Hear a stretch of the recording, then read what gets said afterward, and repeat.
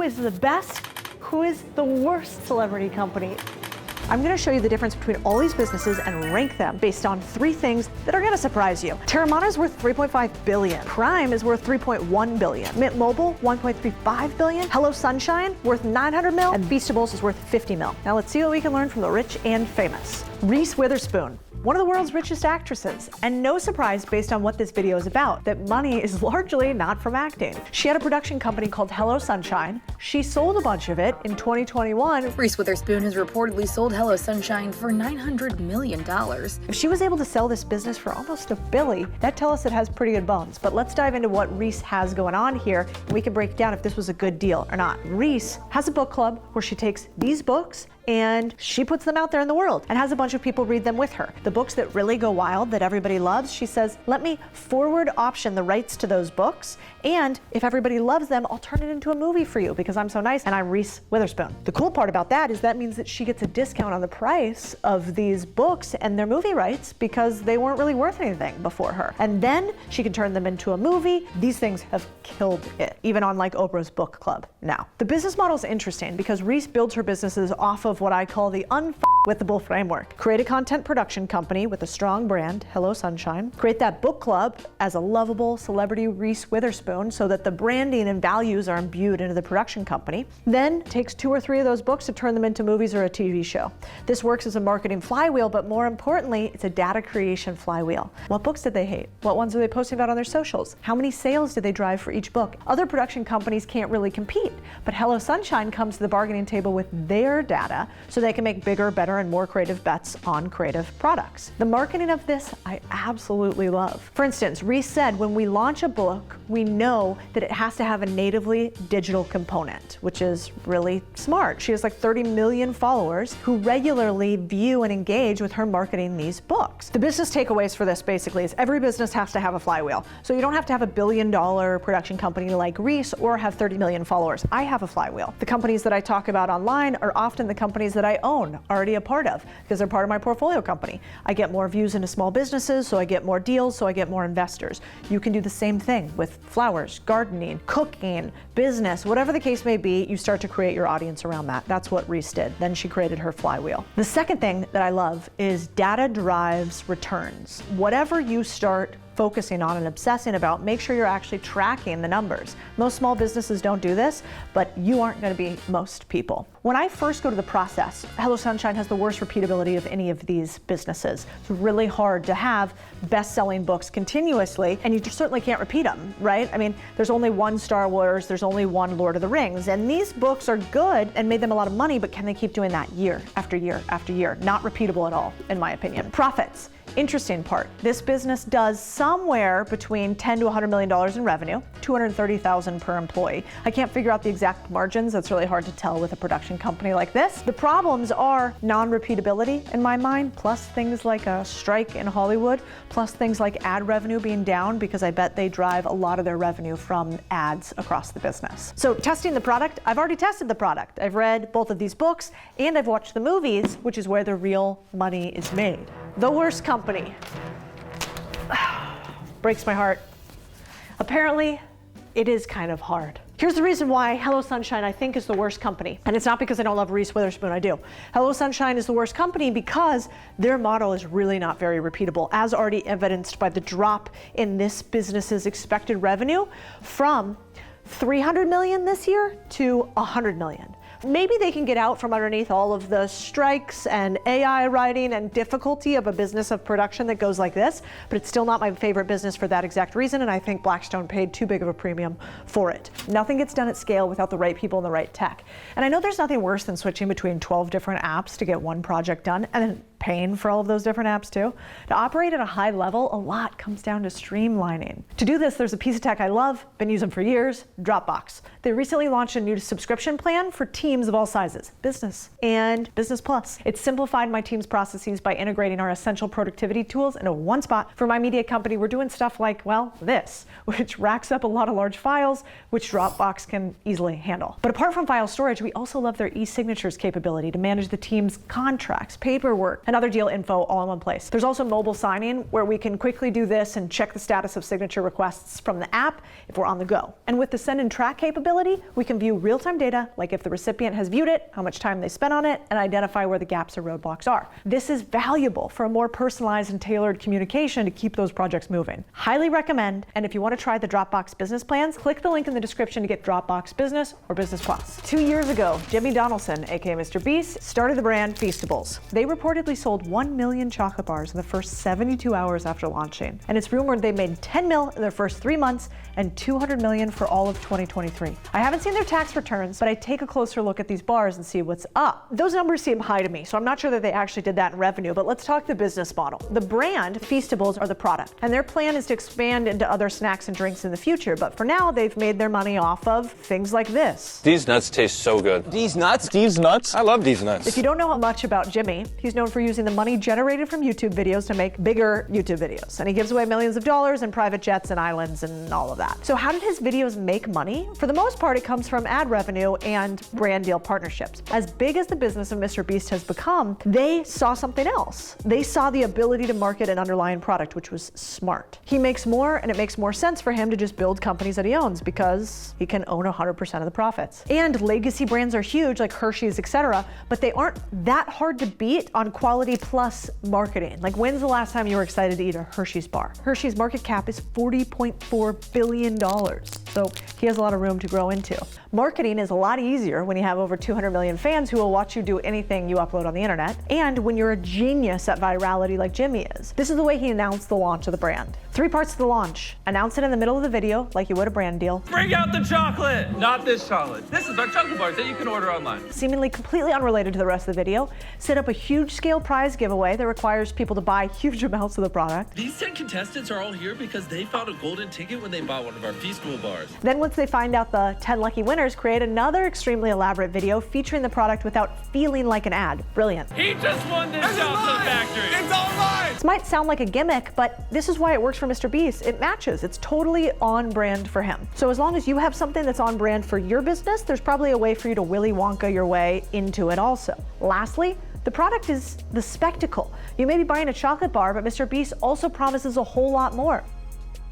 Oh my God. I love how he moved from selling other people's things to selling his thing. It's on average 1%, maybe 2 to 5% of a product from somebody else. But if you have your own with a margin like they do on candy of, let's call it anywhere from 20 to 80%, he's keeping 80 cents of every dollar instead of 1 to 5 cents. I'm no mathematician, but that seems pretty good. I think Feastables is a really interesting business for his target audience. Same thing as before, a recipe for chocolate. So repeatable, sugar mixed with cacao, super low COGS, probably some variability in chocolate pricing at their scale. There's a pretty decent profit margin there. Hard to figure out exactly how much he does in revenue, but a business that's worth quite a bit. The issues with Feastables are multifold. It's not nearly as expensive to ship chocolate as it is to ship drinks, so I like that aspect better, but they haven't done an incredible job yet at distribution. It seems like they haven't been able to pair supply with demand and big orders from stores like Walmart, Target, etc., which is why it's sold out everywhere all the time. Or maybe he's driving a scarcity play. So I think it's a little bit hard to figure out supply chain and logistics for this company, or at least it seemed to be for them today. Interesting business, really great target market fit. My nephews and cousins go insane for this stuff. The problem is I'm lactose intolerant. I don't do processed foods, so I'm not gonna test this product. Tanner, you wanna test it? I'm still not gonna eat it. Number 4, who's my least? Oh, sorry, Jimmy.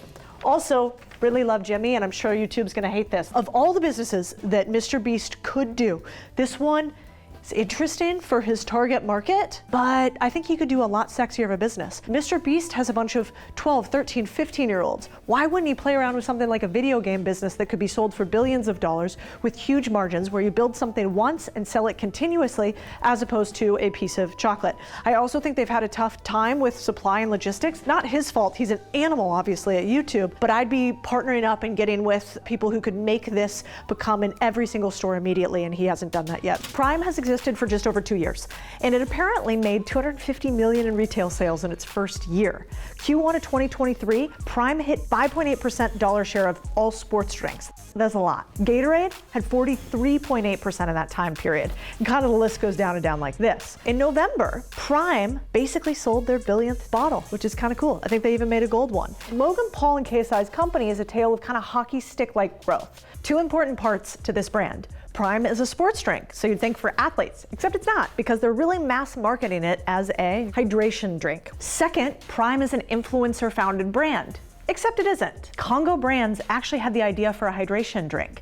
They saw Logan Paul and KSI beefing, and they saw how good they were at executing marketing. They had tens of millions of subscribers between the two of them, and they thought, look at this audience ready to ask their mom to buy them an energy drink, which is exactly what they were doing. And so importantly, Congo Brands saw a gap in the market and just paired a couple of influencers with it. The sports drink growing at a huge rate, faster than the soda market. No influencers had started a sports drink brand, so Congo Brands reached out to our boys and history was made. It's rumored that KSI and Logan each own 20% of the company, and Congo Brands owns most of the rest. And so people have given Logan crap for that, but I actually don't agree with that. I think the brand is really interesting at 3.1 billion or 3.5 billion with 20%. Now, there could be a couple failure points. Prime is largely a marketing company. Some people don't like the fact that maybe it's not the product, it's all marketing. But I don't actually agree with that either. Really, at the end of the day, what is Red Bull? Yeah, sure, the drink's great, but the marketing's incredible. Doing brand deals with the biggest athletes on social media, partnering with sports teams. So what ties this all together? Two mega influencers, 39 million subscribers between the two of them, and hundreds of millions of views. Aside from the boys, Prime has also benefited from a marketing strategy of intentional scarcity. But when Prime first came out, no one could seem to get their hands on a bottle. They were like selling fake bottles all over the internet. And so there was this resellers market, and it became kind of like a status symbol to even get it. Because of that limited supply, what happens? Demand goes up. No one was asking for Prime before it existed. Obviously, they had to make people ask for it. Let's see if there's anything we can take away for a small business out of the story, or for your business. There's an old saying, would you rather have 100% of nothing or 10% of something huge? I actually like the idea of taking a smaller percentage of the company in order to get bigger. That's why people get investors every single day. The process. This is a very repeatable product. This is all basically manufactured. You can have the same thing located in almost any country, city, etc. I like that. Now, the profits. They say that Prime makes somewhere between 60 to 127 million in revenue. Some people said 250 million in revenue. The average profit margin in sports drinks is 40 to 60%, which is also huge. The price, like we said, is somewhere around $3 billion. Here's some problems that you have. Really expensive shipping. So you can't have D2C, which means like I go online, ship this direct to a consumer and have that be my biggest market. It's really expensive to individually ship. So you gotta go B2B, which means that you gotta go into grocery stores and big distributors instead. That's a little bit harder for influencers because it's easier for us to sell one-on-one to individuals, stuff that's not so expensive to ship. He's obviously gotten around that, but that means that he needs a killer team to get into all of those stores. The other thing that sucks about these type of products, it's called CPG, is that you have to pay for the ingredients, the bottles, and all of the making of the ingredient before you ever get paid. Logan Paul's company has to have a huge amount of cash on hand to pay for it because let's say Walmart, if they sell them there, or Target usually pays you net 90. That means I give Target this bottle or $100 million of this bottle, and they pay me 90 days later $100 million. So who gives the money in between? That's why these companies can actually be hard, like Prime. I feel like we should try this. Pretty good. Kind of tastes like Gatorade. Is that bad to say? I can't believe you drink this. It's really sugary. It's not sugary though. It's like it's like the fake sugar that like gives you cancer.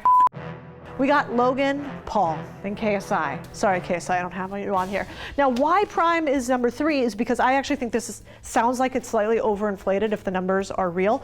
Now, don't get me wrong, I think they're gonna sell this business for a ton, but trying to compete in this glorified water space is difficult. I like the energy drink play that they might be doing. There's even bigger margins there on a go-forward basis, so that business is more interesting to me. The actual valuation that I think this company can have versus the top two is lessened. and I'll explain to you why. Wrestler turned actor turned billion-dollar tequila brand founder Dwayne "The Rock" Johnson. Teremana Tequila hit 1 million cases sold annually within 3 years of founding. It's supposed to be worth about $3.5 billion. For reference, only 10 tequila brands sell 1 million cases a year. So considering The Rock used to make $40 a wrestling pop, not a bad financial glow up. But let's look at how Teremana scaled so fast. The first one is the price. They made the product accessible, which means that it is cheaper than everything else out there on the market. They could have gone with ultra premium pricing, but instead they decided to go normal everyman tequila. But here's the real thing that they did. They had a partnership that allowed distribution to happen on scale with these guys. Paired with The Rock, flew from city to city to city, getting these things into every single liquor store that they could. This is super unique for celebrities. P. Diddy did it way back in the day with vodka. The Rock did it with tequila. They didn't just sell in the US, they took it to Mexico and Canada too, which basically tripled their market size. The second thing is marketing. The Rock has mastered ads that are not ads. Just scroll through his Instagram. It's brilliant. Everywhere you turn, he's got his adorable daughter and also a Teremana tequila. He's got challenges for his fans to make pancakes with him and also drink tequila. He's made this movement where people get excited to see an ad for him. And this is the difference with good celebrities. Hey, you guys know where I can find The Rock? Now, it's not always the case that it works out like this, which is why a bunch of celebrity brands fail. But The Rock turning everyday engagement into something that has high conversion is why this company is so big today. When it comes to the business side of a product like this, first we want to talk about process, repeatability. This has this. It's easy to take this, it's a recipe, you repeat it. Next, we've got profits. On average, alcohol companies have crazy margins, 70 to 80% margins, which is incredible. Also, this bad boy makes about $300 million in revenue a year, which is awesome. The price that this company is valued at is $1.3 billion.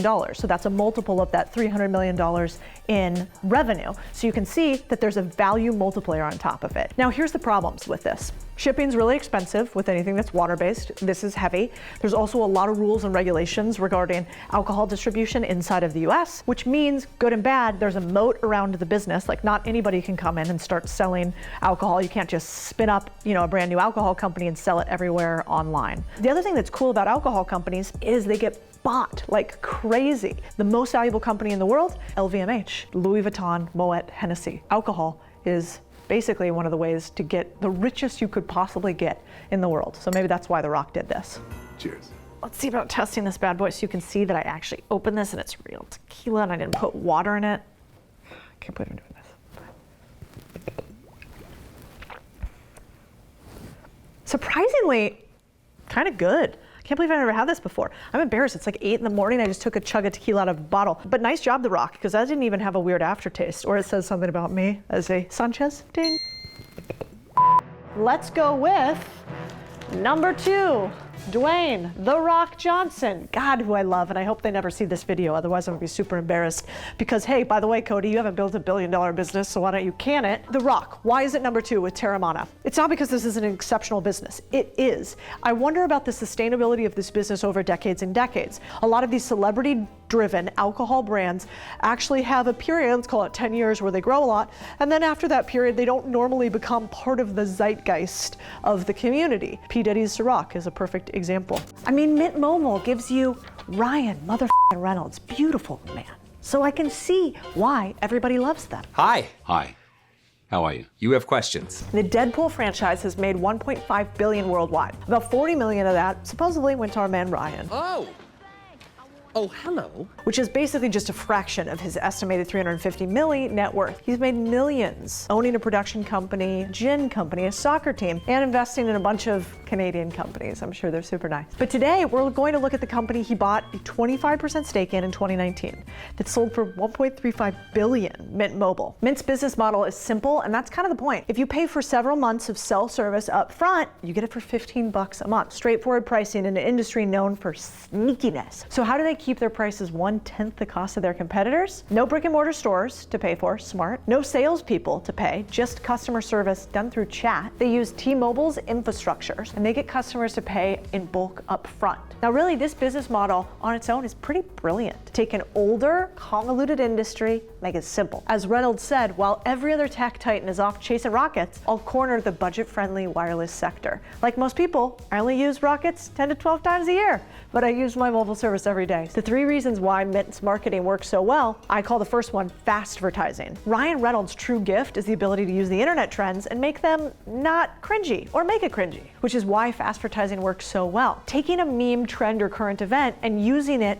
immediately the next day. But there's a reason why fast advertising works for Mint Mobile and doesn't work for corporations like Microsoft, Nestle, Pepsi. Mint's business model is about transparency, so they leverage this for marketing. And also it's just easier when you're a small, scrappy company, because to a customer it looks like those savings are being passed along to you instead of like a big, huge production, which they just don't do. Probably wouldn't benefit Verizon to brag that they made an ad that only cost $500, or to joke about child labor. That's why instead of hiring an expensive director for this commercial, we found someone willing to work for candy and approval. Hey, sweetie, Daddy's face is up here. But speaking of Verizon, the 3rd reason why Mint's marketing is top notch is that they have a villain. Big Wireless is stealing 100 or more a month from you. Mint giving you Ryan Reynolds for free. A strong brand with a villain, so good. Who's yours? Mine? Blackstone. You guys know that. Give us a subscribe if you also think Blackstone shouldn't own everything. Now, if your business offers a service, do yourself a favor and productize it. That's the second thing. Mint gets that. No custom plan. Very straightforward. I think this one has the best repeatability of any of the companies. They already have the infrastructure built, super repeatable. The other interesting part about this business is they make about 60 to 120 million in revenue, but with only about a 12% profit margin, so a lot lower. The price, $1.3 billion, not nothing. Now, the problems with this business are they're usually really expensive to start. This is almost like a white label solution that they got a premium price for, even though they have small profit margins, because they mass marketed a product that lots of people wanted because of this man, Ryan Reynolds. This is where we test the product, which is hysterical to me because I have no idea how we would do that. Anyway, super interesting business model. Also, probably the least celebrity business model I've ever seen. Can't believe it, even though it's worth less than some of the other ones. Mint Mobile, Ryan, this good-looking gent. The reason I love the Mint Mobile plan is a couple reasons why. One, I just think it's an innovative business model. Lots of celebrities have CPG. All 3 of these have CPG products. It's something that we already have. We probably didn't need another one of these in any of these categories. It's just like better marketing, and we like to support our celebrities. This business model is actually really interesting, and the reason why is they completely changed the game with changing up contracts, with how people get access to telecom, and also they sold the business already for a $1 billion multiple, which is super interesting. Simultaneously, they sold this business fast. So this business is a couple years in, already sold. He owned 25% of the business and they built it on somebody else's existing infrastructure, meaning they didn't even have to do the hard thing. That's why I love Ryan Reynolds' Mint Mobile business model. I think it's super smart. I know, right? Which celebrity do you guys want us to cover next?